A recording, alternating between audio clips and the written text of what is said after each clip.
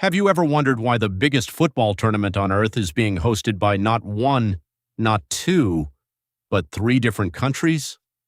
For the first time in FIFA World Cup history, the United States, Canada, and Mexico are sharing hosting duties.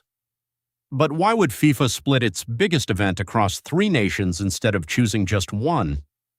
The answer isn't just about football, it's about money, stadiums, travel, history, and one ambitious plan to make the 2026 World Cup the biggest sporting event the world has ever seen.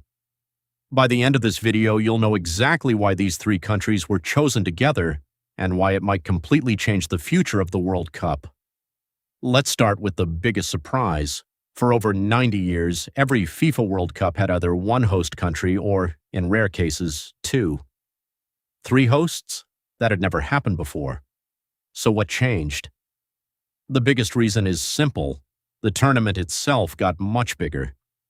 In 2022, the World Cup had 32 teams, but in 2026, FIFA expanded it to 48 teams, the largest World Cup ever. That means 104 matches instead of just 64. More teams, more fans, more stadiums, more hotels, more airports.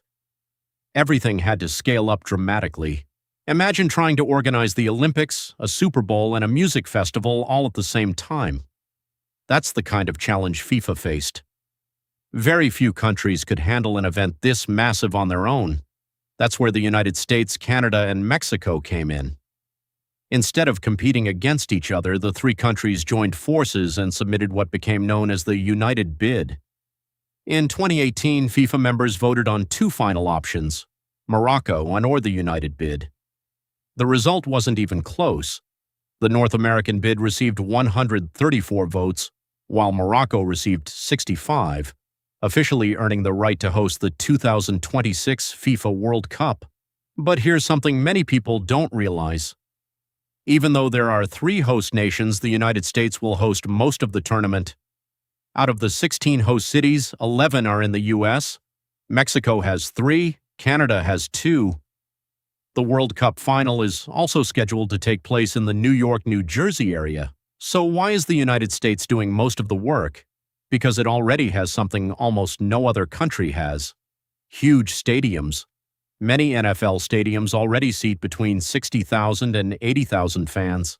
Instead of building brand new venues, many could simply be adapted for football.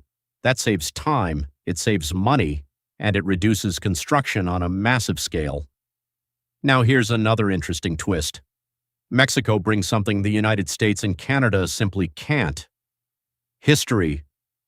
Mexico became the first country ever to host the men's FIFA World Cup 3 times, after 1970, 1986, and now 2026. That means decades of experience welcoming millions of football fans from around the world.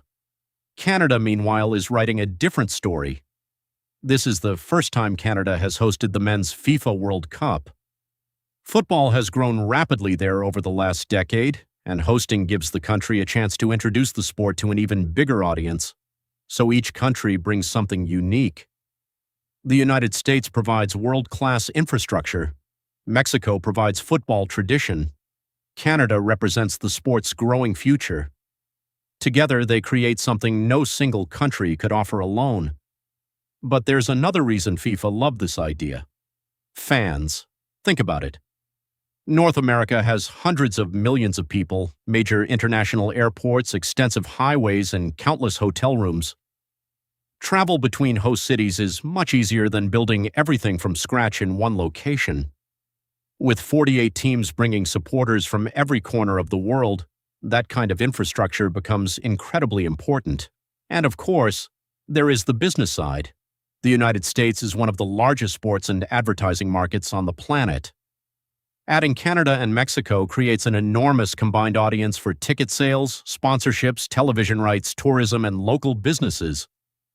For FIFA, it isn't only about hosting football, it's about creating the biggest global sporting event possible. Now here's something fascinating. The 2026 World Cup isn't just breaking one record, it's breaking several.